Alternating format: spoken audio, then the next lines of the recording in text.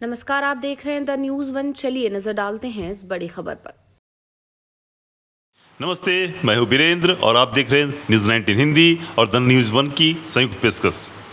आज बेगूसराय के स्थापना दिवस के अवसर पर आज हमारे स्टूडियो में उपस्थित हैं श्री सोमेश चौधरी, जो बेगूसराय के जाने माने पत्रकार एवं समाजसेवी हैं। आइए उनसे हम मुलाकात करते हैं और उनसे बात करते हैं बेगूसराय में क्या स्थिति है और बेगूसराय का जो इतिहास रहा है, कैसा इतिहास रहा है। तो सोमेश चौधरी जी, नमस्कार, स्वागत है आप सबका। और विशेषकर आज की जो विशेष चर्चा है बेगूसराय को लेकर, बेगूसराय के आज 50 वर्ष हो रहे हैं। सन 1972 ईस्वी में बेगूसराय की स्थापना हुई थी और बेगूसराय अपने 50वें वर्षगांठ मना रहा है। बेगूसराय, आप ये नाम ही काफ़ी है, जहाँ भी हिंदुस्तान में और कहीं भी चर्चा जो होती है बेगूसराय की, तो बेगूसराय मतलब लोग जान जाते कि उसकी मिट्टी क्या है। यहाँ मिट्टी में क्रांति है। आप इस क्रांति को देख सकते हैं। रामधारी सिंह दिनकर से लेकर अलग अलग लोग, अलग अलग चीज़ें हैं। और मैं खासकर बताना चाहूँगा कि रामधारी सिंह दिनकर ने देश में आज़ादी के समय एक ऐसा माहौल बना दिया था कि लोग घर से निकलकर मातृभूमि पर न्यौछावर होने के लिए आगे बढ़ गए थे। उन्होंने कई कृतियाँ लिखी। उनकी कई कृतियों से देश में जनसंचार और क्रांति आई। और आज़ादी के बाद भी इसी बेगूसराय के रामधारी सिंह दिनकर ने जयप्रकाश नारायण के लिए लिखी थी, सिंहासन खाली करो कि जनता आती है। और आज फिर बेगूसराय करवट ले रहा है। आज बेगूसराय की पहचान, माननीय वीरेंद्र जी, मैं आपको बताना चाहता हूं कि पूरे बिहार में अगर कहीं किसी बेगूसराय को अगर पूछा जाए तो ये औद्योगिक राजधानी है।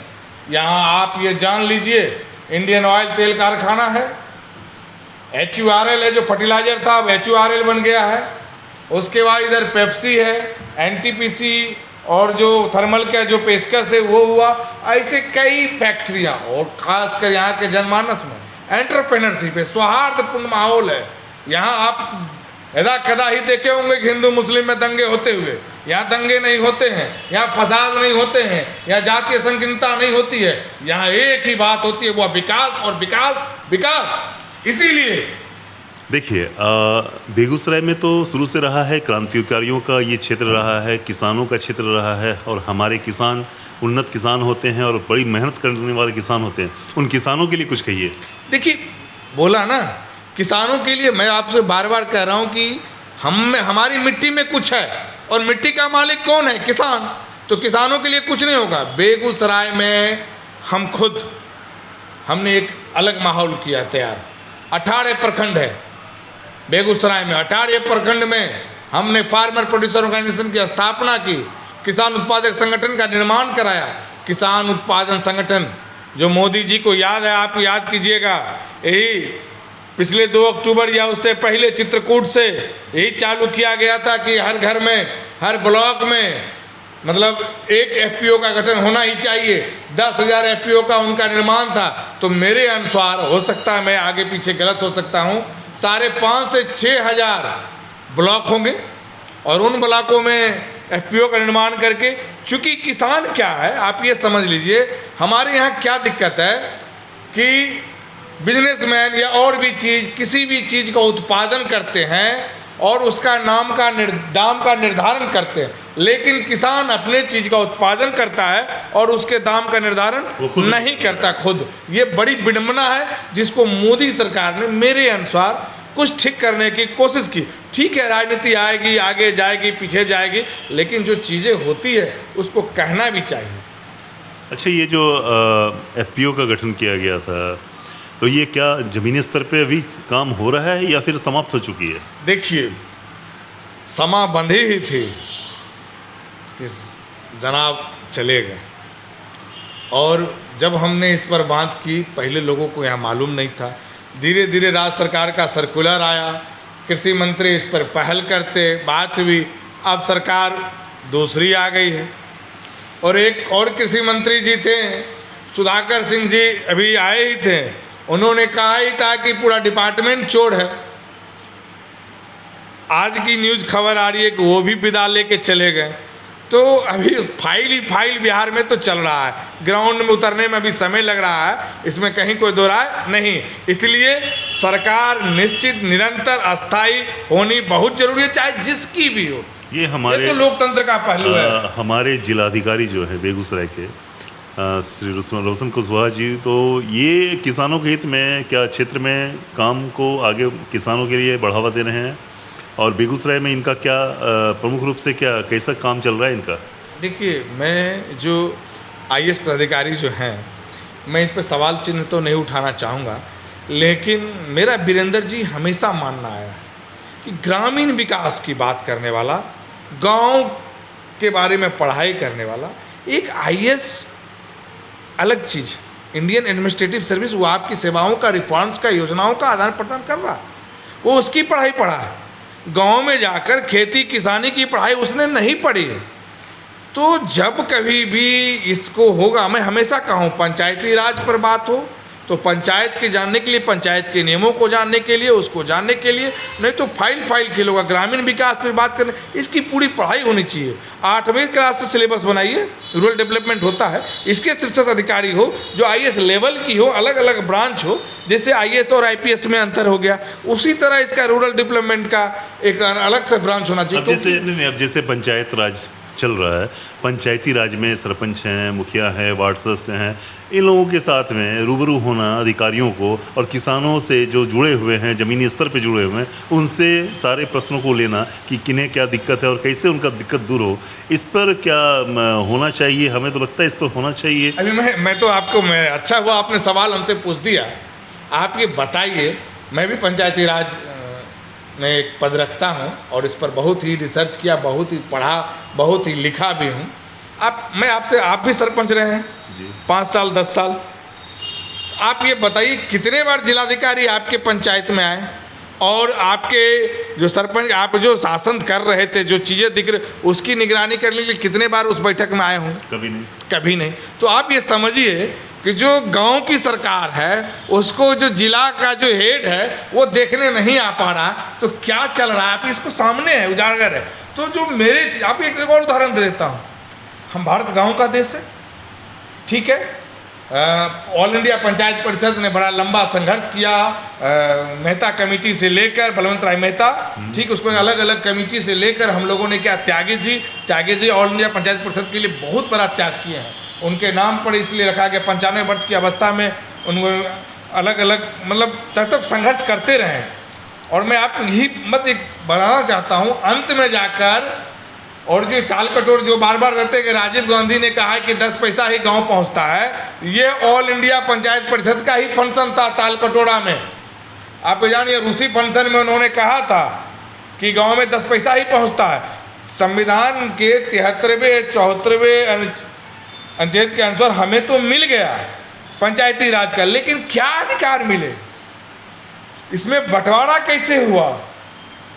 मतलब ये सोचिए कि मंथन होना आवश्यक है। 29 विषय दिए गए और खेल कूद को गांव का विषय में नहीं रखा गया। पंचायत कितनी बड़ी विडंबना, हर गांव का खेल कूद। हम यहाँ क्या करते थे, कहीं पहलवानी होता था, कहीं वॉलीबॉल होता है, कहीं हैंडबॉल होता है, कहीं कुश्ती, मतलब ये खो खो, इस तरह के, कहीं तैराकी। अगर आप गाँव के लिए, गाँव की सरकार को इसको रखते, ये जरूर होता। और इसमें देश भावना भी विकसित होती थी, अपने शहर की, अपने गांव की प्रतिष्ठा, मान सम्मान सारा कुछ जुड़ा हुआ रहता था।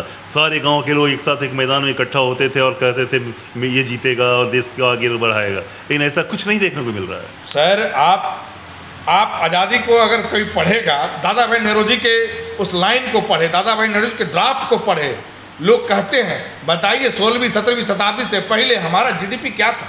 जी, उससे भी पहले हम 35% थे, फिर 24% पर, और अंत में जब अंग्रेज आए तो हम कितने हो गए? इसका मतलब क्या था? कहीं ना कहीं हमारी संस्कृति को तोड़ा गया, संस्कृति को तोड़ा गया, और हमारे यहाँ हमारे उपजाए हुए अनाज को यहाँ से ले जाकर इंग्लैंड ले जाया गया, हमारी अर्थव्यवस्था को तोड़ने का काम किया। लेकिन हिंदुस्तान की बनावट ही ऐसी थी कि हमको तोड़ नहीं पाया, क्योंकि हम में जाति विभेद स्किल डेवलपमेंट के था। आप ये जानिए कि एक गांव की बनावट कैसी होनी चाहिए। इसलिए मुगल आए चले गए, अंग्रेज आए चले गए, हिंदुस्तान का गांव वहीं का वहीं बसा रहा, क्योंकि कोई भी आता था उसको क्या चाहिए, कपड़ा आयरन करने के लिए भाई रजक जी हैं, जूता चप्पल का काम करने चमकार में होते हैं, पूजा पाठ करने पंडित जी हैं, पढ़ाई सारे विशेष कार्यों के लिए विशेष जाति का अलग अलग। ये एक गांव में बनावट, ये अर्थव्यवस्था थी, ये स्किल डेवलपमेंट की अर्थव्यवस्था, उसी को गांव कहते हैं, उसी को भारत कहते हैं। और भारत की संस्कृति को कितने भी आक्रमणकारी आए बदल नहीं पाए, क्योंकि हमने, मेरा एक गजब बॉन्डिंग है, इसलिए कहें कि हम बताइए इसने बॉन्डिंग को देखा। आज तो बेगूसराय वही राम राज्य था। मुंगेर से 1972 में जब बेगूसराय अलग हुआ तो इसका बेगूसराय का अपना एक पहचान था। क्या लगता है इसमें क्या बदलाव हुआ है और क्या होना चाहिए? देखिए, अब मैं आपको उससे भी पहले ले जाता हूँ। महाभारत आपने देखा होगा जी, आप देखा हुआ कर्ण कहाँ के राजा थे जी? यही अंग प्रदेश है जी, यही मुंगेर और है। यही अंग प्रदेश है। कर्ण ने क्या किया महाभारत में? संपूर्ण दान कर दिया, दानी था। यह क्षेत्र है दानियों का जी, यह क्षेत्र है क्रांतियों का जी। आप ये देखिए, दिनकर की धरती है, बगल विद्यापति की धरती है। आप ये देखिए, इस क्षेत्र को सिमरिया धाम देखिए, जहाँ समुद्र मंथन के बाद यहाँ अमृत गिरा था, यही सिमरिया धाम है जी। तो कुल मिला के हमारी बेगूसराय की जो संस्कृति है उस अनुसार अभी बेहतर करने आप यहाँ का दूध दही खाइए ना, बाहर का दूध, दिल्ली जाइए, मेरठ जाइए, कहीं जाइए, वहाँ का दूध दही देखिए स्वाद इसका, कुछ तो यहाँ है भाई। आने वाले समय में चुनाव का माहौल भी आ रहा है, सभी जगह नगर निगम, नगर परिषद का चुनाव चलने वाला है, तो आपके बेगूसराय में क्या कुछ नया होने वाला है? थोड़ा उस पर देखिए, चुनाव अपने आप में नयापन है, और इलेक्शन का जो रोस्टर है इसने और रोचक कर दिया। सही। और 4 अक्टूबर की कोर्ट की तलवार, सुप्रीम कोर्ट का अध्याय, ये आनंद और हाई कोर्ट की 4 अक्टूबर को क्या होगा, या और रंग बिरंगा कर रहा है चुनाव को, क्योंकि जिनके रोस्टर कारण जिनकी उम्मीदवारी छीनी गई, जिनकी मैडम थी, महिला हुआ तो मैडम उतार दिए, और जहां जाति मतलब कहीं सुरक्षित ही सीट कर दिया गया, वो तो चेहरा खोजे कि जो मुझे पहला जिसका पैसा खर्च कुछ हमें भी दे दे और कुछ मेरे लिए काम करे। उन लोगों के लिए बड़ा ही प्राण वायु का काम कर रहा है। और अगर ये तो चल रहा है, ये घोड़े की चाल है शतरंज की, यहाँ चली जा रही है, रोचक है। लोकतंत्र में देखिए, इन सबको हटा दिया जाए सामने। लोकतंत्र में चुनाव का जो भी फैसला चुनाव आयोग ने किया, अच्छे व्यक्ति, चरित्रवान व्यक्ति को चुनाव जिताना चाहिए। हमारे यहाँ क्या है, बिहार में शराबबंदी है, ये लागू है। आप बताइए पिछले पंचायत चुनाव में क्या शराब चला कि नहीं चला? हर समय चल रहा है, लोग पकड़ा रहे हैं। लोग पकड़ा रहे। शराब कैसे आ रहा है भाई? बॉर्डर आपके पास है, पुलिस नहीं जानती क्या? ट्रक के ट्रक पकड़ा रहे। अच्छी बताइए, हमने तो कई अपराधियों को देखा कि पुलिस से बात कर रहा है कि महीना कैसे दिया जाए। अब इससे क्या, हमको नहीं, हम बताना, आपको पता है, हमको पता है, हर 3rd को पता है, फलना गांव में फलना व्यक्ति शराब बेचता है। उनको नहीं पता है साहब को। अगर नहीं पता तो काहे को सरकार चला रहे भाई? ये इंटेलिजेंस क्या है? फेल्यूर है, डूब के मर जाइए। आपके ऐसी सरकार नहीं चाहिए, हमें निकम्मी सरकार नहीं चाहिए। गैरत है जो शराबबंदी को लागू न कर रहे, वैसी सरकार को कतई नहीं चाहिए। उसे उखाड़ फेंकनी और डूब, कम से कम अपने मानसिक दिवालियापन को पर्याय के न दे। तो सबसे बड़ी विडंबना ये है कि आप सुनते होंगे इधर हाल फिलहाल में सैकड़ों लोगों को एक ही दिन में एक गाड़ी में बंद करके उनको शराब के आरोप में भेज दिया जा रहा है। आप देखिए, बेगूसराय में गोलीबारी चली, जी हाँ, घटनाएं घटी जी, देश की सुर्खियों में न्यूज बना। कुछ घटनाएं और भी पहले चली, 1-2 यहाँ से गायब हुए लड़के, यार भी गोलीबारी। मैं चाहता हूँ कि इसके पीछे एक रिसर्च, युवा पीढ़ी कहीं ना कहीं खत्म हो रही है सर। एक नई इकोनॉमी खड़ा हो रही है, आप ये जानिए। इसको मैं रेड इकोनॉमी कहता हूँ, दूसरी भाषा में शराब की इकोनॉमी है। वो समानांतर खर्च सरकार चला रही है। वो पुलिस और अपराधियों की साठगांठ से पैसा पहुंचता, किसके पास पहुंच रहा है, किसके पास जा रहा है? नया रेत बालू को देखे। ये ऐसी सरकार है क्या? यही लोकतंत्र है क्या?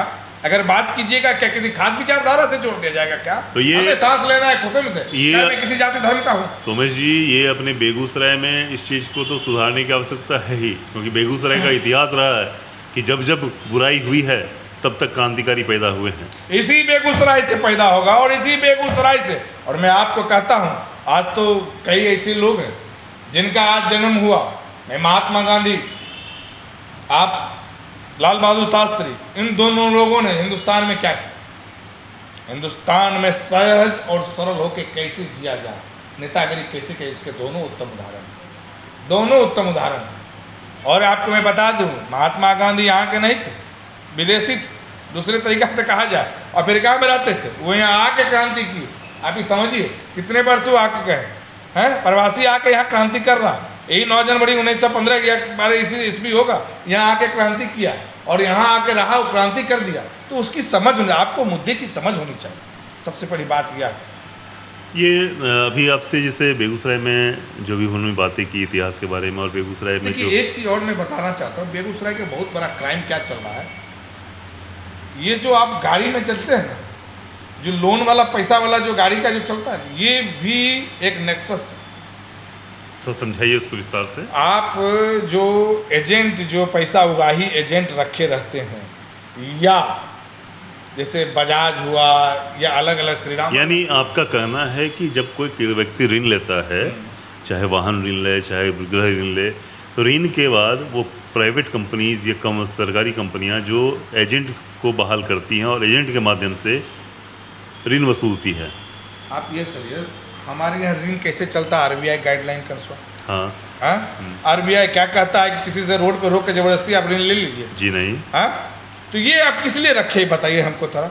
ये गुंडे किसने पाले हैं, किसको पाले हैं? यहाँ क्राइम पहला गोलीबारी का देखिएगा, लिंक जोड़ लीजिएगा इससे। कोई व्यक्ति मर जाता है, उसके साथ सहानुभूति है, लेकिन बीच रोड पर चारों तरफ से बाइक से 8-8 लोग, 5-5 लोग, हम तो रोड से आते जाते देखते कैसे किसी का पीछा करता है और उसको गाड़ी को रोकता है। कभी एक्सीडेंट हो जाए क्या होगा? एक साथ 3-4 गाड़ियाँ टकराएगी।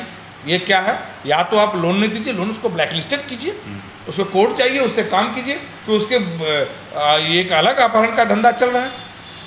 ये बेगूसराय में तो खास करके बहुत तेजी से चल रहा है। बेगूसराय ही ये मोती चौक, 0 माइल और यहाँ से ले कपस्या चौक तक, हर हर महादेव चौक तक, ये ज़्यादा चल रहा है। इसमें तो हम यहाँ के जिलाधिकारी से निवेदन करेंगे कि इस पर विशेष रूप से इस पर ध्यान दें। और ये जो अपहरण का मामला जो है, यानी कि फिरौती लेना, इस पे रुकावट हो, राह चलते किसी को तंग ना करें। हाँ, उसके घर पे बैठे हैं और बजाबते लीगल कार्रवाई करें, लेकिन किसी को बीच रोड में रोककर उसकी गाड़ी छीन लेना, ये अपराध है। सर, यहाँ डीआईजी भी बैठते हैं। जी हाँ, ठीक है, एसपी साहब भी इधर से आते हैं, डीएम साहब भी इधर। ये बताइए किस दिन यहाँ से लेके 0 माइल से लेके बेगूसराय का सर्विस लेन खाली है? नहीं। या तो आपके आँख नहीं है या आँख बंद करते हैं, इसका मतलब क्या, आप बताइए।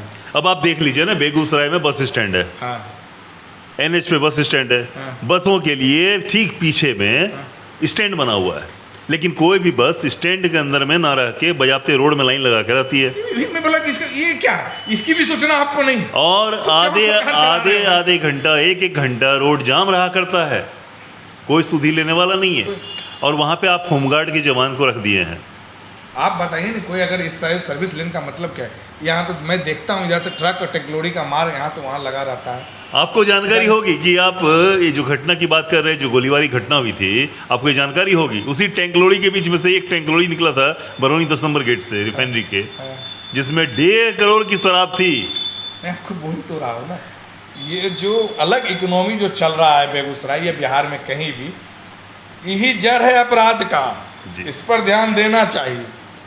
और आज स्थापना दिवस पर मैं इतना ही कहूँगा कि हम लोग मिलजुल कर जो बेगूसराय की पहचान है, जो नया पहचान है, क्रांतिकारी एंटरप्रेनर बनाए, IT सेक्टर में आगे आए, पेप्सी को नाम जाए, खाद के विक्रेता बने, किसान विक्रेता में नाम दें। और जो जहाँ आप बैठे हैं अगल बगल, जानते हैं बहुत बड़ी खुशी का 3 लड़कों ने मिलकर 2G लाइव किया, उसमें मैं भी एक शामिल हूँ। और घर घर जाके सेवाएं देते हैं। ये 2G है क्या? 2G लाइव मैं तो बता तो रहा हूँ, घर घर जाके सेवाएं देना स्थापना दिवस के दिन। मैं इसलिए बता रहा हूँ, बेगूसराय के लिए क्रांतिकारी कदम है। आपको B2 सेल चाहिए, आप 2G लाइव के मोबाइल नंबर पर आइए और आप क्लिक कीजिए, आपके पास सेवाएं चली जाएगी। आपको टॉयलेट साफ कराना है, दिवाली में बहुत देखते हैं पंखा भी साफ कराना, या इस तरह की भी चीज़ें, या घर ये साफ क्या कराना। पूरे बेगूसराय में? जी, पूरे बेगूसराय मंदिर। तो ये आप जान लीजिए कि पूरे बेगूसराय में एक नया सुविधा चला है 2 इजी लाइफ। इसके माध्यम से आप घर बैठे अपने घर के सारे ज़रूरतों को पूरा कर सकते हैं।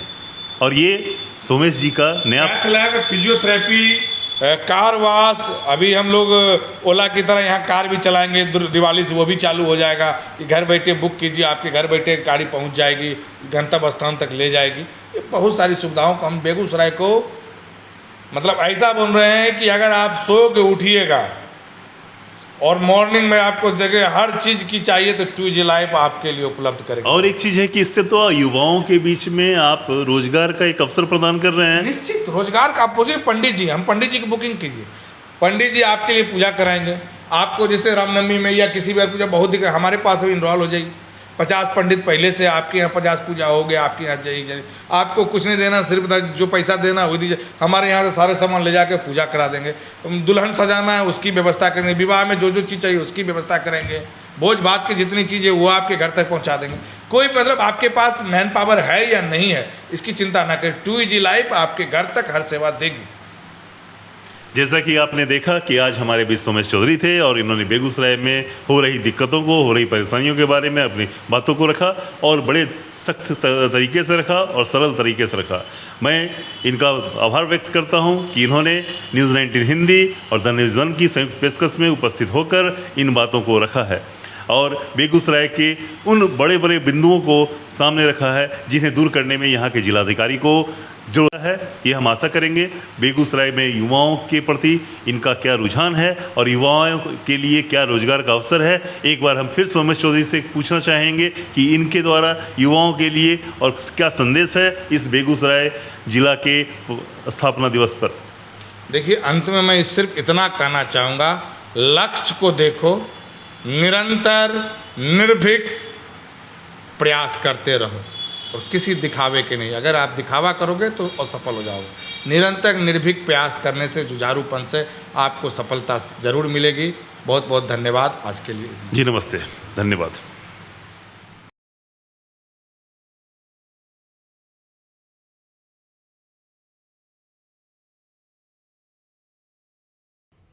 नमस्कार, आप देख रहे हैं द न्यूज़ 1। ऐसे ही बड़ी खबरों को देखते रहने के लिए हमारे चैनल को सब्सक्राइब करें और बेल आइकन दबाना ना भूलें।